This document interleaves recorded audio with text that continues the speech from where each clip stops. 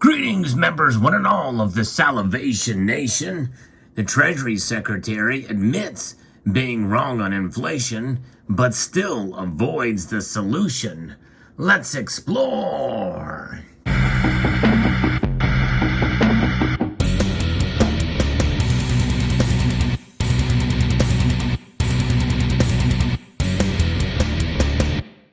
The solution really is right before you here, especially for those of us who have the willingness to actually take hold of our finances instead of relying on the government to do so. How do we take control of our finances?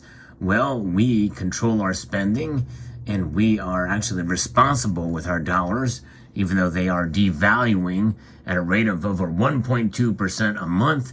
And we also take some of those dollars and put them towards gold and silver. More on that later, but let's talk about the latest news here of CNN of all places, where she was pressed on this matter. It's pretty interesting indeed, CNN reporting some truth here, but at least it's truth admitted to by our Treasury Secretary. Yes, indeed. She admitted that she had failed to anticipate how long inflation would continue to plague American consumers as the Biden administration works to contain a mounting political liability. So to them, it's just a political liability. It's not a real problem, and that is really the problem, is they just see it as a political liability, when in reality they need to see it as an actual problem for American consumers out there. It's a hidden tax, and it's just a shame that this is happening. So let's hear her words on this matter. Yes, indeed, it speaks for itself. And what she doesn't say also speaks for itself. Well, look, I think I was wrong then about the path that inflation would take. As I mentioned, there have been unanticipated and large shocks to the economy that have boosted energy and food prices and supply bottlenecks that have affected our economy badly, that I at the time didn't fully understand, but we recognize that now. The Federal Reserve is taking the steps that it needs to take. It's up to them to decide what to do. And for our part, President Biden is focused on supplementing what the Fed does with actions we can take to lower the costs that Americans face for important expenditures they have in their budgets. Prescription drugs is one example, healthcare costs, another example, utility bills.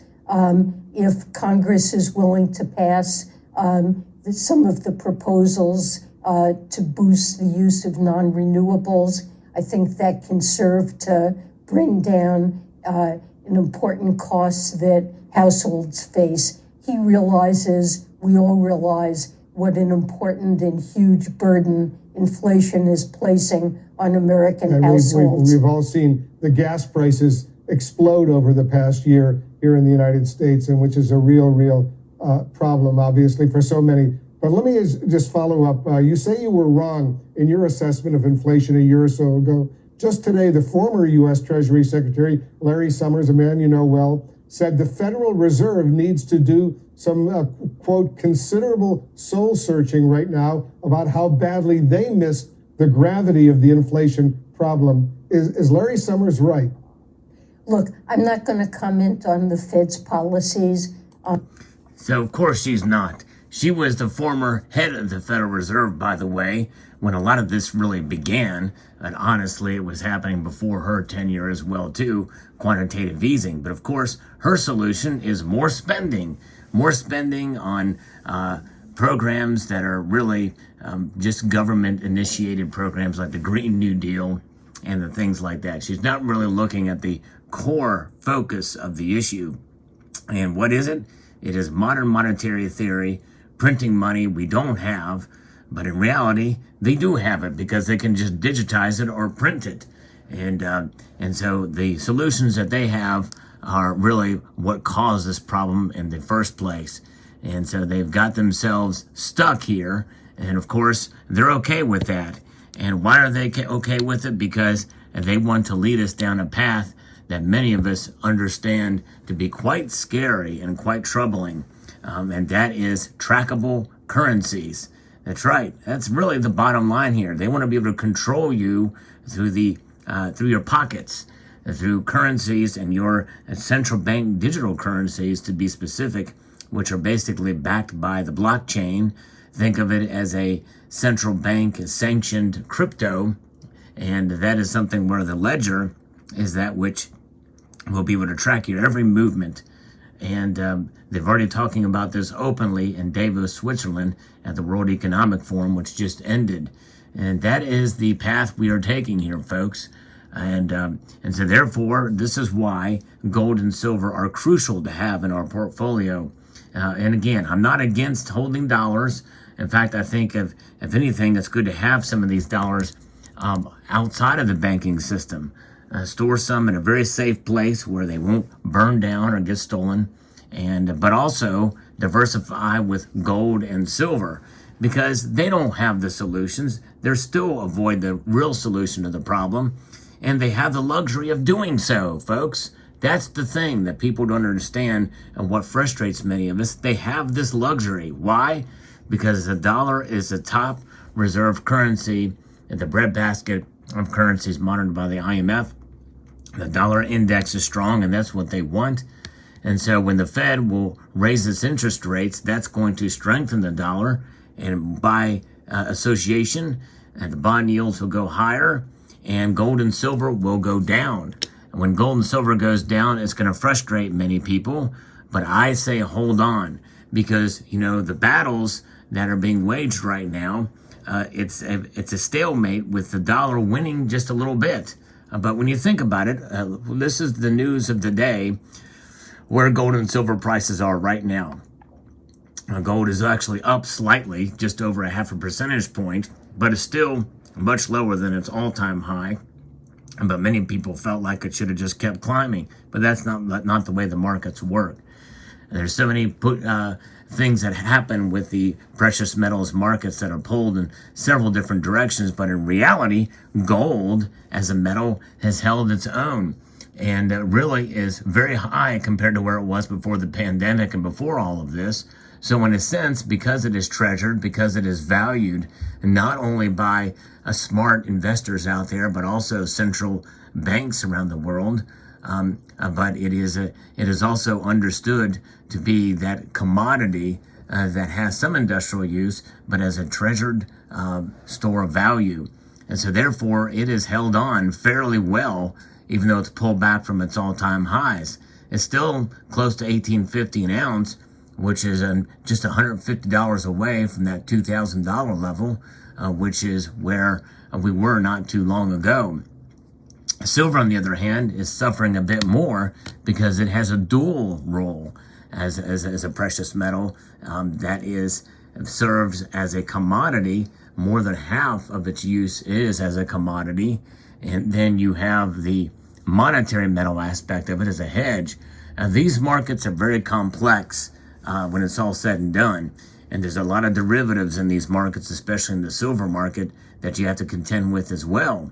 And so the paper price for silver is low, and the physical price is higher, with the premiums tied to them. And so taking that into account and how much silver is consumed, many people feel that is the recipe for the metal being undervalued. And I think to some extent it is, which is why I'm actually forecasting that the price is going to climb up to about $29 by the end of the year, and I'm sticking with that forecast. However, one thing we do know, that as these battles rage on, with gold and silver slightly losing out to the dollar, but only slightly, the war will be won with gold and silver in the end. What does that war look like? What does the end game look like as far as that war is concerned?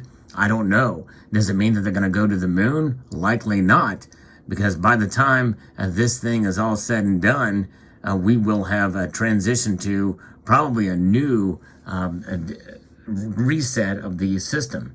And it's not really a reset, it's a reinvention of the dollar that they're looking into, and other currencies around the world. China is already there with their CBDC, with the digital yuan, but the thing is that they will utilize these transactions, and they may even at some point, in order to gain your trust, maybe even give you lip service and say, hey, they might tie it to gold down the road. But I think that's quite a ways off.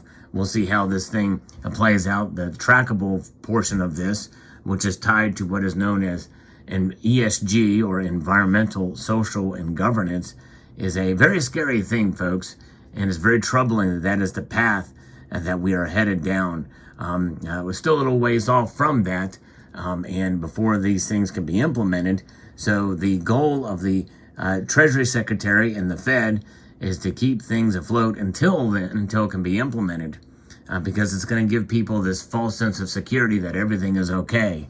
But nonetheless, gold and silver will shine on, and this should further encourage you that you're doing the right thing by accumulating these metals as your budget allows. So there you go. I post videos on a daily basis, folks. So if you ever miss a video and you're interested in the content created here, and you feel like, oh, I've missed seeing some of these videos for a day or two, you can always bookmark my channel page, because many times the YouTube algorithm does not send out notifications, even though it's always good to click that notification bell, because the more people that do it, the more likely that these notifications will be sent out, if you're interested in the content here created daily. So I'd like to extend a multitude of gratitude to you all for taking the time to watch, and to encourage you to please rate, share, comment, and subscribe.